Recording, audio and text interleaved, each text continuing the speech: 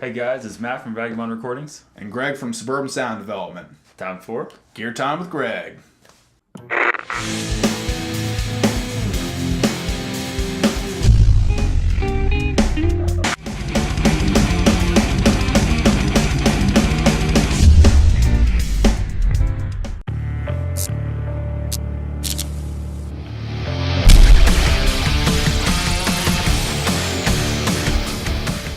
Alright, so today we're going to show you custom Suburban Sound cables as compared to off-the-shelf cables. And we're going to be testing them through a variety of means. And we're also going to have some footage of Greg making his very own cables. We'll show you a little bit of the process. This is I guess we'll show you the end result first. That's cool. So this is the cable all finished up that you saw, well, myself making. This one doesn't have super high-end ends, but still gold tip. A little more standard barrel. And why is that important, the gold tip? Because the sleeve is where your ground makes contact at. Doesn't really matter as much. I mean, as long as it's contacting, grounding. But that's the business end. Sounds like a mullet. Yes. See, yeah. Here's the party in the back. How it's extra long. We have the business end right up front. But at any rate, yeah, these are a little more down to earth, I suppose. Straight up cable, still sleeved like all the rest, still Mogami at heart, but just a little more budget friendly ends. So if you're not terribly concerned about the ends, then this is one way to save a buck or two. So what would something like that go for? 10-foot cable with these ends runs $20 even. With the Amphamall ends, it's $26, just because my cost incurred more or less. They're a step up more or less, but these are still pretty substantial ends. They're sturdy, good to go. Now, something I didn't ask you before, I'm going to spring this on you right now. Do you have like a lifetime warranty or anything like that? Yeah, basically the trick there is all my cables have heat shrink on them. As long as the heat shrink isn't tampered with, I'll fix your cable for free or reimburse you with a new one. Should it fail anywhere else in the cable, that's all good, fine, dandy, as long as your ends are intact and haven't been tampered with. If you cut it up and re-solder it yourself and then bring it back to me because it's not working somewhere in the cable later, not going to honor that. But as long as the heat shrink is intact, or you give me a really good story, then we'll work something out. Let me know the warranty standards these days. Yeah. And then here's our finished patch cable with our pancake screw together style ends. Now, what's the advantage of something like that? Basically, with the pancake ends, as they're typically referred to, you get closer. You can get a little, whatever, more clearance on your ends. Lower profile. That's really about it. These ones I don't heat shrink because of the girth involved with sleeving them. If you get ones without sleeving on them, that's when I heat shrink it. But basically, because the PET tubing creates such a tight fit from the actual end of the cable, it's really not necessary. That's the purpose of like doing the heat shrink on these in the first place, is to kind of keep a really good tight connection on everything. So even if you're abusing it, pulling on it, tugging on it, plug it a million times, whatever, it'll hold up.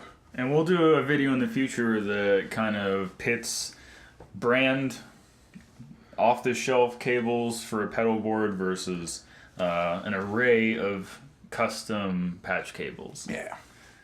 So look forward to that. All right, so we've told you as much as we can think of. Yep. So if we forgot something, leave a comment. Let me know. And we'll just slide into some footage of him making the cables. We'll go into the testing, and then into the end. To the end. See it through. Leave your opinions, comments, like and subscribe. All right, so today we're making a Suburban Sound Development Cable. We've already slid the sleeving over the Mogami cable. so we won't bore you with the details on that. Next up comes the barrel end of the plug. It's kind of a tight fit because of the sleeving. Gonna burn that off, tighten it up a little bit. Just kind of cinches the braiding up at the end. Eventually work the sheath through.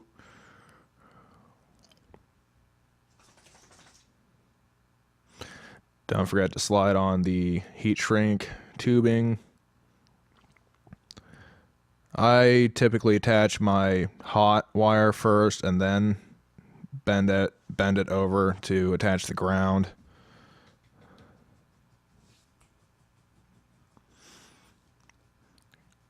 Gotta make sure you get a good hot solder joint, otherwise it'll crack off.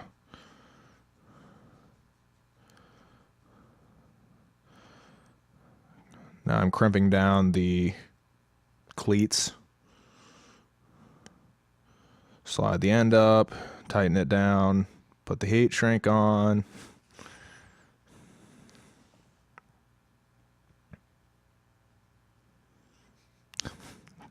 It's a very tight fit.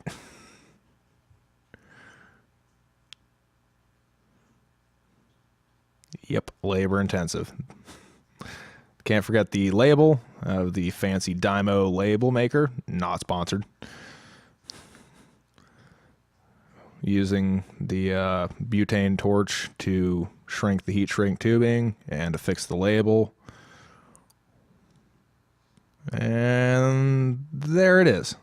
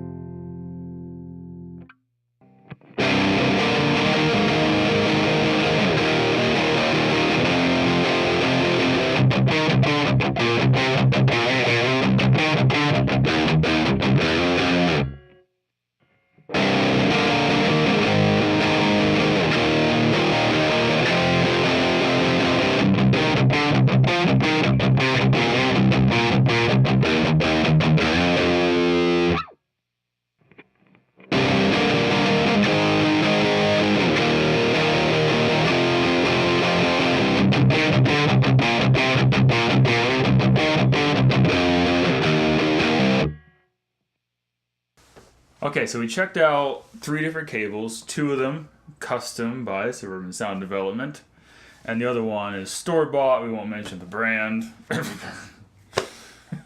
That was inaudible anyway. I didn't say anything. That was worthless. Words are overrated.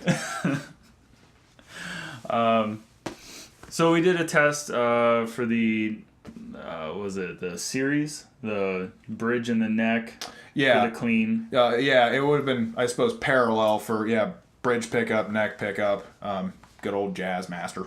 And then we did the bridge on the Jazz Master, and then we went back to...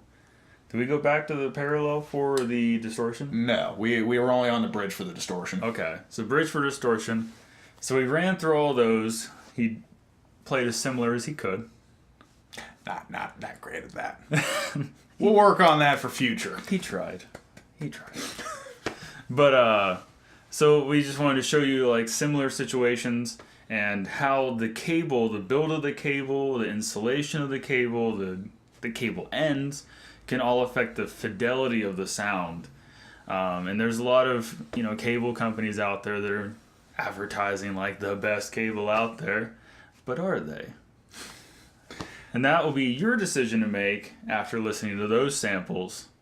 So that's store-bought versus custom. Our brand X cable, just kind of generic chrome plated, I assume. Honestly, I don't even know. We'll go with chrome plated ends, double straight end barrel. I mean, decent construction. Also has cloth sleeving on it. Heat shrink around the ends. I mean, 20 feet. Yeah. 20 foot.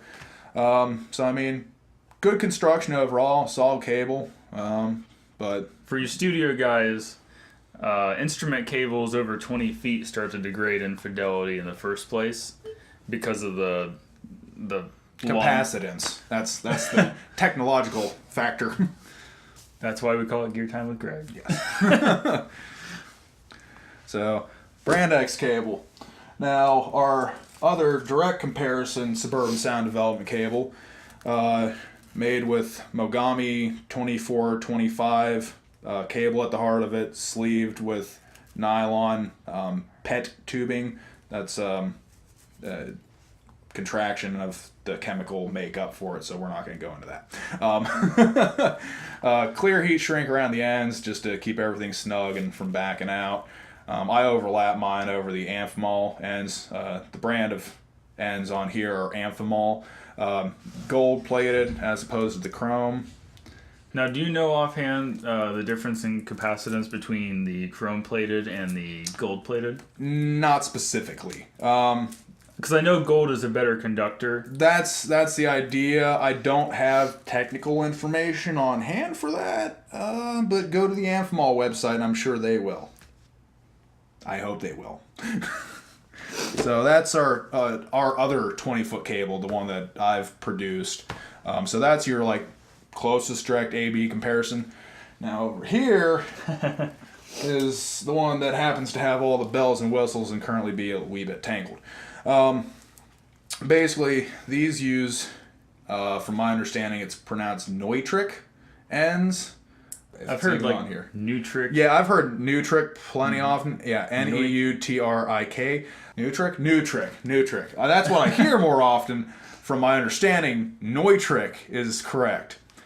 Correct me if I'm incorrect about being correct. Please. Well, Neutric would make sense because people pronounce Neumann mics as Newman, but they're wrong. There you go. There you go. You're all wrong. Be wrong with us? I don't know. Anyway. Neutric ends. Nui. So we have a silent plug here, which basically, until it is plugged in, it is defeated, it is grounded out, there's no hum, there's no buzz, there's nothing going on at this end until this sleeve is depressed. So don't get it in meds. It needs to be depressed. I'm a good person. I promise.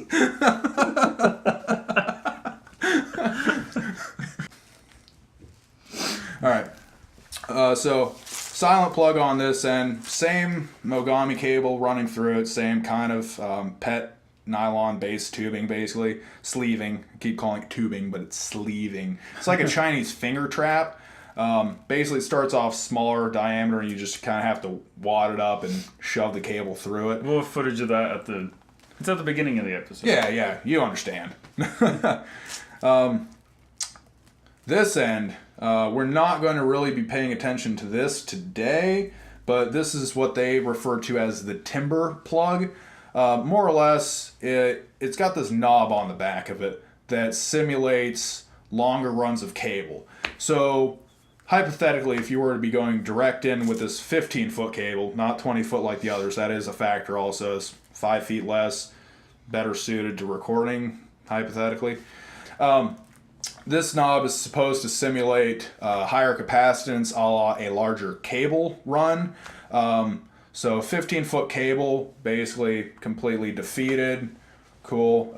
As you crank it up, more or less, it simulates more resistance.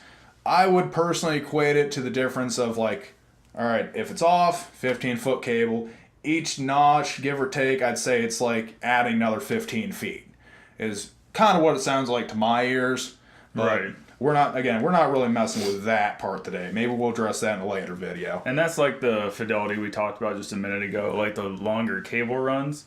So when you start turning that up, you start to hear like a kind of loss in the higher end. Yeah, it's a little attenuation of the signal. You'll cut off a little at high end. It shapes it a little differently. It's all, I'd say it's all perceived, but I mean, I don't know, from completely negated to all the way on, there's a pretty noticeable difference. Video in the future on that. Yeah. Now these are expensive ends, right? Yes, these aren't your average everyday anythings. More or less like standard 20-foot cable of mine, I believe I'm running $42 right now. But for this guy, it'd be $80 because of these ends. So this is only 15-foot cable. But if you're using it for studio purposes, then what do you really need 20 feet for? All right, so it's ultimately up to you guys. We'd love to hear from you. We're setting up our Twitter, Instagram, Facebook, Social media. yeah. So you can get in touch with us any number of ways. And be social. Yeah, we're gonna be active as active can be. Not fit, just active. Just Yeah. to be clear. No, fit, no. No, Not for us. We're musicians. I get winded just talking. But you can check out an old video hovering over one of us. And there's going to be an anagram somewhere for you to go back to the Vagabond Recordings channel to check out some of the older videos of Gear Time. And we'll see you in the next episode.